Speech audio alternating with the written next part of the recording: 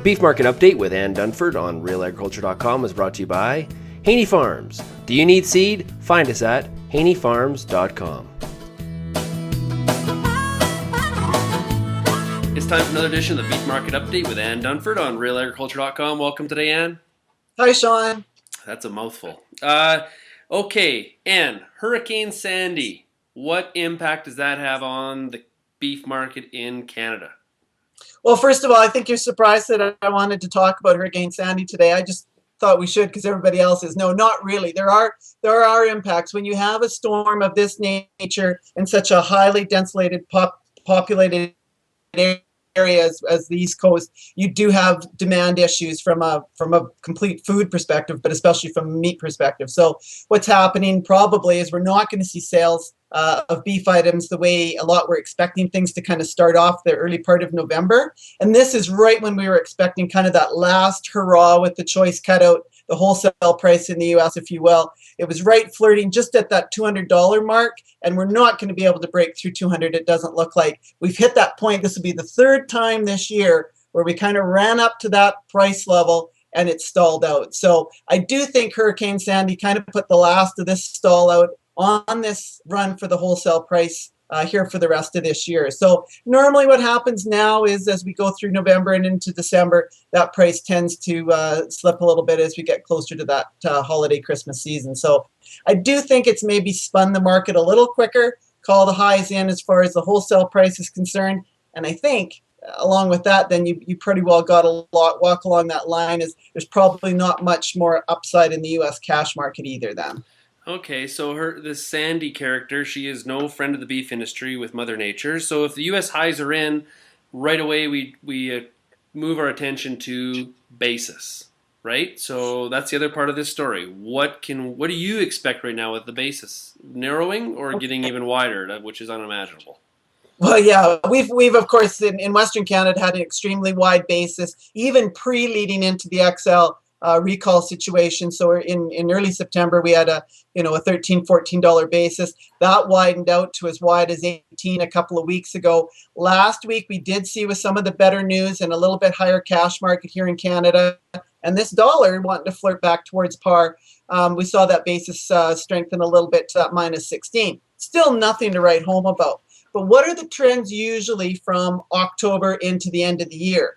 So historically, it's around 13, 14 in October for a monthly average. And by the time we get to December, around $8 under. So we usually have that kind of an improvement from minus 13 to a minus 8 as we go through the end of the year. That's what the 3-year history would say. Now, however, we're starting at a wider point, a worse point, and we're going to be starting at this minus 16 as we were last week. Can we get it to a minus 8 by the end of the year? I think that would be a stretch. But I do see, especially with the better news that we've had in regards to getting some slaughter occurring in Brooks that started yesterday. And I do think JBS is going to be in here to get something happening as quickly as they can. And the sooner they're up to some normal kill levels, I do think you're going to see improvements in basis levels going towards the end of the year. Do we get an $8 move?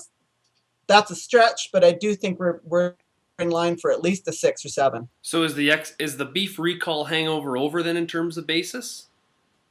Well, no, it's going to be a transition. We've got to get through some of these still what I'm going to call backed up cattle that have been in the system and kind of waiting for otherwise export developments or slaughter developments. Those are all starting to happen. The last week of export data that we got for the week ending October 13th, we cracked over 15,000 head of fed cattle moving into the U.S. for slaughter, and that'll be the biggest week this year. So cattle are getting moved south. We're also getting kill levels picking up here in Alberta. Brooks started. Of course, High River's been picking up some of the slack rates since the beginning. So I do think you're going to get moved through the backed up cattle situation, I hope, fairly quickly. And with that, that's when I see this basis improvement coming along. So the next 3 to 4 weeks, start to see some improvement in basis. And I hope by the end of the year, this can be a discussion that's in the back of our minds. Thank goodness. Okay, so we got fat cattle exports. They've been very, very strong. Yes.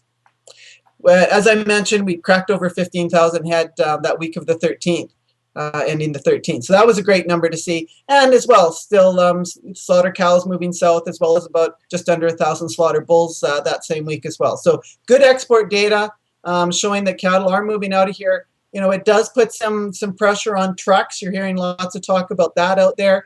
But we did see some great numbers on the auction market side as far as numbers starting to come back to town with some of this, more certainty in regards to the marketplace out there. I don't know if it just because of with BSE, does this sort of remind us in Canada that there is a good market in the U.S. at times, and sort of refamiliarizing ourselves with the situation, because you don't hear a lot of guys. Some people ship religiously to the U.S. Does this kind of get us back into the flow of that a little bit? Well, it reminds us that when you've got such a few number of packers in Canada, we need to be able to rely on the U.S.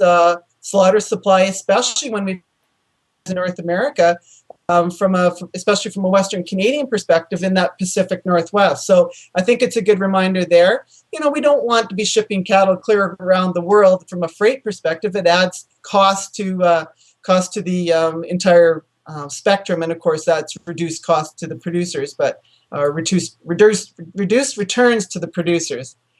So that's that's not something we want to be looking at, but it's obviously an option when we get into these predicaments. And what about this feeder run? It's well underway again. Because we've been saying it's been slow, it's not going. Thank goodness, because we were shipping so many export cattle down south, but it's begun. Right. Yeah, I think last week's numbers, as Canfax reported, the Alberta volumes up over 60,000, which is still short of what it would have been same time last year, but about 20% under what a normal week for that week would have been historically. So they're coming back, I think, and the price was stronger. So again, any of the incentive to bring calves to town, I think is going to be back. Don't forget, Sean, we were looking at a smaller calf run anyways, just because of what our cow herd's been doing since 2005. So the calf crop was going to be smaller. We were going to have smaller runs, but there's no question the XL recall kind of just did stop that calf market for several weeks there. But I'm going to call the market run back on as the last week. And we're retaining lots of heifers? I think so. The early indications are showing that. Well, let us get through. I do think the run's going to be more pushed into November. So I think we're going to want to see the steer heifer price spreads and volumes as we go through November before we want to call that one in spades just yet. But that's sure the feeling outside there in the country. Be a good thing. It would be. And I think, coming off of last year and looking at the situation around from a calf price perspective, prices are pretty much right back to where they were this time last year. So I guess, we have that sort of situation where it's a relatively, we don't want to overstate it, but it's a well-deserved good time for the rancher, but the concerns still lie in that same area of profitability for the feeder. Yeah, when you've got $850 to $900 calves and $6 barley in southern Alberta, that equation, or in the U.S., of course, talking $8 corn, that equation is just a really difficult equation to get your head around from a margin perspective. So that will be a struggle, and tighter cattle supplies, as we've talked about. So big cost, smaller numbers. Long story short, Sean, is there aren't enough cattle to go around for what we have for feedlot capacity, and that will be an ongoing concern. And so, thus, going back to the comment you made a second ago about heifer retention and trying to get some numbers built back up here in Western Canada or in North America as a whole. But the droughts have really set back the last 2 years. So it'll be interesting to see how this plays out. But tight supplies in the horizon for a while. Thanks a lot, Ann. We will talk to you again very soon. Okay, thanks, Sean.